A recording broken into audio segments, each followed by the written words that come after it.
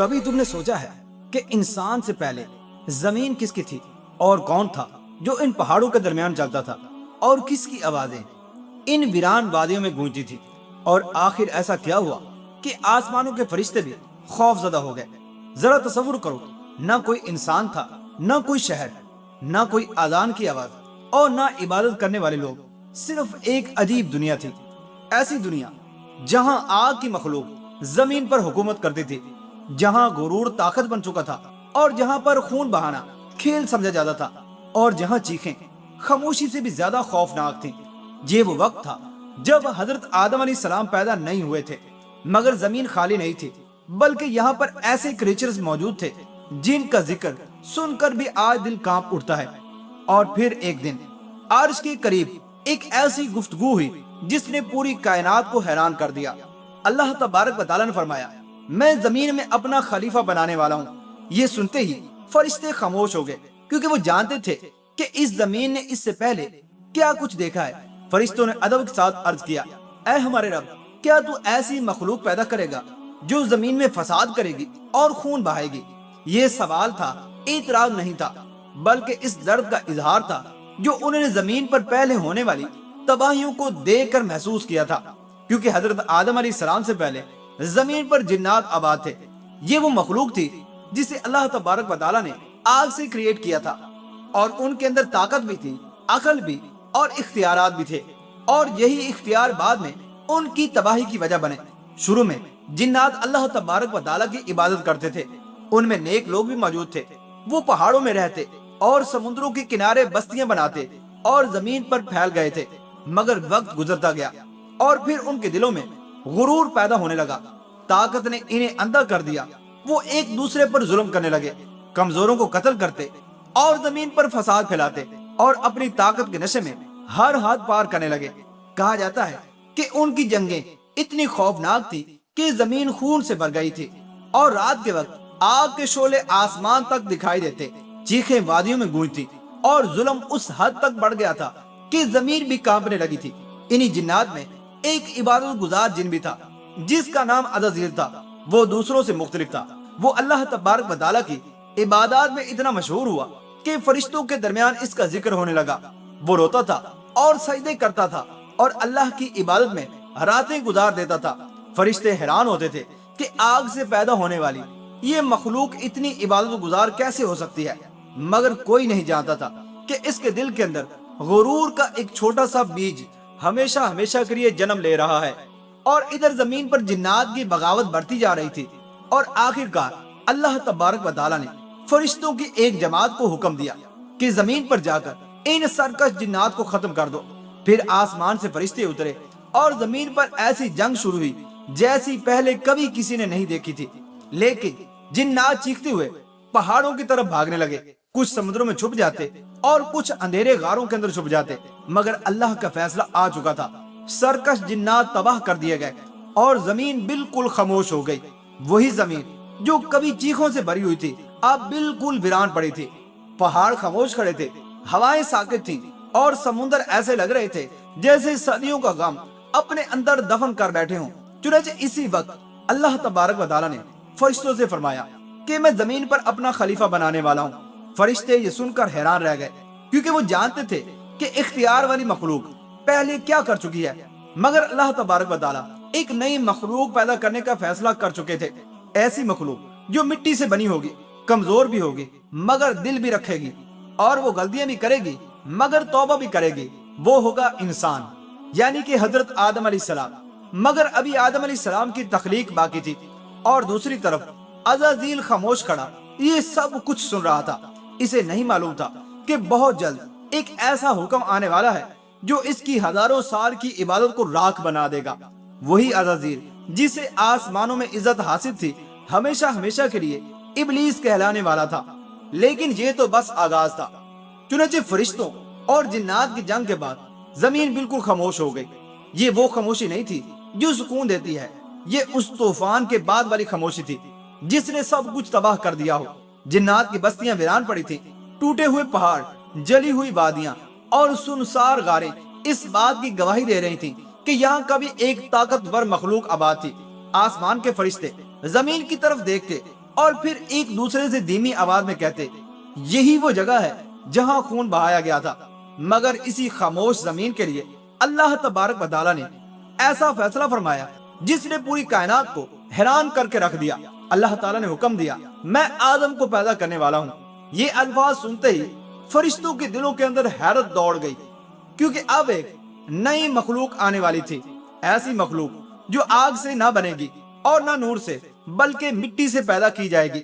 پھر اللہ تبارک و تعالیٰ کے حکم سے زمین کے مختلف حصوں سے مٹی لی گئی، کہیں کی نرم مٹی تھی اور کہیں سخت مٹی تھی، کہیں سفید تھی، کہیں سرخ اور کہیں پر سیاہ۔ اس لیے انسانوں کے رنگ مزاج اور طبیعتیں بھی مختلف ہوئیں۔ وہ مٹی اکٹھی کی گئی اور پھر اسے پانی سے گوندا گیا اور ایک ایسی شکل بنائی گئی جو ابھی بے جان تھی مگر بہت جلد پوری دنیا کی تقدیر بدلنے والی تھی۔ وہ حضرت آدم علیہ السلام کا پتلا تھا۔ فرشتے حیرت سے اس وجود کو دیکھتے۔ وہ چلتا نہیں تھا اور نہ ہی بولتا تھا، مگر اس کے اندر ایک عجیب روب تھا۔ اسی دوران عزازیل بھی وہاں پر آیا۔ وہ وہی عبادت گزار جن تھا جسے آسمانوں کے اندر عزت حاصل تھی۔ اس نے آدم علیہ السلام کے وجود کو دیکھا اور پھر غرور سے ہنسنے لگا اور وہ بولا یہ مٹی سے بنایا گیا ہے اور میں آگ سے پیدا ہوا ہوں۔ آگ ہمیشہ مٹی سے بہتر ہوتی ہے۔ اس کے لہجے میں تکبر صاف ظاہر تھا۔ فرشتے خاموش تھے مگر عزازیل کے دل کے اندر حسد کی آگ بھڑک چکی تھی۔ وہ آدم علیہ السلام کے قریب آیا اور ان کے جسم کو ٹھوکر ماری۔ کھوکھلی مٹی سے آواز نکلی۔ عزازیل مسکرایا اور بولا یہ تو بس ایک کمزور مخلوق ہے، یہ کیسے زمین پر حکومت کرے گی؟ مگر وہ نہیں جانتا تھا کہ اللہ تبارک و تعالیٰ جسے چاہے عزت دے دے، اس کے بعد کوئی بھی شخص اسے ذلیل نہیں کر سکتا۔ اور آخر کار وہ لمحہ بھی آیا جس کا انتظار پوری کائنات کر رہی تھی۔ چنانچہ اللہ تعالیٰ نے حضرت آدم علیہ السلام کے جسم میں روح پھونکنے کا حکم فرمایا۔ جیسے ہی روح داخل ہوئی، حضرت آدم علیہ السلام کے جسم کے اندر حرکت پیدا ہونی شروع ہوئی۔ سب سے پہلے ان کی آنکھیں کھلی، انہوں نے آسمان کی طرف دیکھا اور پھر حیرت سے اپنے ارد گرد موجود فرشتوں کو دیکھا، اور پھر ان کی زبان سے پہلا جملہ نکلا الحمدللہ۔ اللہ تبارک و تعالیٰ نے حضرت آدم علیہ السلام کو جواب دیتے ہوئے ارشاد فرمایا اے آدم تمہارا رب تم پر رحم فرمائے۔ فرشتے حیرت میں ڈوب گئے۔ یہ پہلی بار تھا کہ زمین پر ایک انسان نے سانس لی تھی۔ حضرت آدم علیہ السلام کھڑے ہوئے اور اللہ تبارک و تعالیٰ نے انہیں تمام چیزوں کے نام سکھا دیے۔ یہ وہ علم تھا جو فرشتوں کے پاس بھی موجود نہیں تھا۔ پھر اللہ تبارک و تعالیٰ نے فرشتوں سے فرمایا اگر تم سچے ہو تو ان چیزوں کے نام بتاؤ۔ فرشتے انکساری کرتے ہوئے بولے اے اللہ ہمیں صرف اتنا ہی علم ہے جتنا تو نے ہمیں سکھایا ہے۔ تب اللہ تبارک و تعالیٰ نے حضرت آدم علیہ السلام کو ان چیزوں کے نام بتانے کا حکم دیا، جس پر حضرت آدم علیہ السلام نے ان تمام چیزوں کے نام بتا دیے۔ فرشتے حیران رہ گئے۔ اب انہیں سمجھ آنے لگا تھا کہ آدم علیہ السلام کو کیوں پیدا کیا گیا ہے، مگر دوسری طرف عزازیل کے دل میں آگ بھڑک رہی تھی۔ وہ حضرت آدم علیہ السلام کے منصب کو دیکھتا اور حسد میں جلنے لگتا۔ پھر وہ لمحہ بھی آیا جس نے ہمیشہ ہمیشہ کے لیے تاریخ کا رخ بالکل بدل دیا۔ اللہ تبارک و تعالیٰ نے حکم دیا کہ آدم علیہ السلام کو سجدہ کرو۔ یہ سجدہ عبادت والا نہیں تھا بلکہ یہ احترام اور تعظیم کا سجدہ تھا۔ چنانچہ حکم سنتے ہی تمام فرشتے سجدے میں گر گئے مگر ایک وجود کھڑا رہا، وہ تھا عزازیل۔ کائنات پر عجیب خاموشی چھا گئی۔ فرشتے حیرت سے اسے دیکھ رہے تھے۔ اللہ تبارک و تعالیٰ نے فرمایا اے ابلیس تجھے کس چیز نے سجدہ کرنے سے روکا؟ جس پر عزازیل نے غرور سے سر اٹھایا اور اپنے منہ سے وہ جملہ ادا کیا جس نے اسے ہمیشہ ہمیشہ کے لیے تباہ کر دیا۔ وہ بولا میں اس سے بہتر ہوں، تو نے مجھے آگ سے پیدا کیا ہے اور اسے مٹی سے۔ چنانچہ یہ پہلا تکبر تھا اور یہی تکبر اس کی بربادی بن گیا، جس پر اللہ تبارک و تعالیٰ نے فرمایا نکل جا یہاں سے، تجھے کوئی حق نہیں کہ تو یہاں پر تکبر کرے۔ اسی لمحے عزازیل کی عزت چھین لی گئی اور اس کا نور ختم ہو گیا اور اس کی تمام عبادتیں خاک کر دی گئی۔ چنانچہ اب وہ عبادت گزار جن ابلیس بن چکا تھا، مگر جاتے جاتے اس نے ایک خطرناک قسم کھائی۔ وہ چیخ کر بولا اے اللہ میں آدم اور اس کی اولاد کو گمراہ کروں گا اور میں انہیں تیرے راستے سے ہٹاؤں گا اور میں ان کو دھوکہ دوں گا۔ پھر اللہ تبارک و تعالیٰ نے فرمایا میرے نیک بندوں پر تیرا زور نہیں چلے گا۔ ابلیس کی آنکھوں میں نفرت جل رہی تھی اور اسی لمحے انسان اور شیطان کی دشمنی کا آغاز ہوا، وہ دشمنی جو قیامت تک جاری رہے گی۔ مگر کہانی ابھی یہاں پر ختم نہیں ہوئی۔ چنانچہ جنت کے دروازے کھل چکے تھے، نور سے جگمگاتے بغات دودھ اور شہد کی نہریں اور ہوا میں پھیلی ہوئی خوشبو اور ایسی خوبصورتی جسے انسانی آنکھ کبھی مکمل طور پر بیان نہیں کر سکتی۔ حضرت آدم علیہ السلام جنت میں موجود تھے، مگر ایک عجیب خاموشی ان کے دل کے اندر اترتی جا رہی تھی۔ وہ جنت کے باغات میں چلتے، پھلوں کو دیکھتے اور فرشتوں کی تسبیحات کو سنتے، لیکن ان تمام چیزوں کے باوجود اپنے دل کے اندر ایک تنہائی محسوس کرتے۔ اللہ تبارک و تعالیٰ اپنے بندے کے دل کا حال جانتا تھا۔ پھر ایک دن حضرت آدم علیہ السلام آرام فرما رہے تھے کہ اللہ تبارک و تعالیٰ نے ان کی بائیں پسلی سے ایک وجود پیدا فرمایا۔ چنانچہ جب حضرت آدم علیہ السلام کی آنکھ کھلی تو انہوں نے اپنے سامنے ایک نہایت حسین عورت کو کھڑا دیکھا۔ حضرت آدم علیہ السلام حیرت سے انہیں دیکھنے لگے، جس پر فرشتوں نے پوچھا، اے آدم، یہ کون ہے؟ انہوں نے جواب دیا، یہ حوا ہیں۔ فرشتوں نے پوچھا کہ انہیں کیوں پیدا کیا گیا ہے؟ جس پر حضرت آدم علیہ السلام نے مسکرا کر فرمایا، تاکہ میرے دل کو سکون ملے۔ یوں اما حوا علیہ السلام کو انسانیت کی پہلی عورت بننے کا شرف حاصل ہوا۔ پھر جنت میں دونوں ساتھ رہنے لگے۔ وہ جنت کی نہروں کے کنارے چلتے، پھل کھاتے اور اللہ تبارک و تعالیٰ کی نعمتوں کا شکر ادا کرتے۔ پھر اللہ تبارک و تعالیٰ نے فرمایا، اے آدم، تم اور تمہاری بیوی جنت میں رہو اور جہاں سے چاہو کھاؤ پیو، لیکن اس درخت کے بالکل قریب نہ جانا۔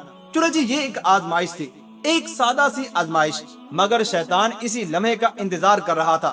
ابلیس جنت سے نکال دیا گیا تھا، مگر اس کے دل میں انتقام کی آگ ابھی بھی جل رہی تھی۔ وہ جانتا تھا کہ اگر حضرت آدم علیہ السلام کامیاب ہو گئے تو انسان کو وہ مقام مل جائے گا جو کبھی وہ حاصل نہ کر سکا۔ اس لیے اس نے دھوکے کا راستہ چنا۔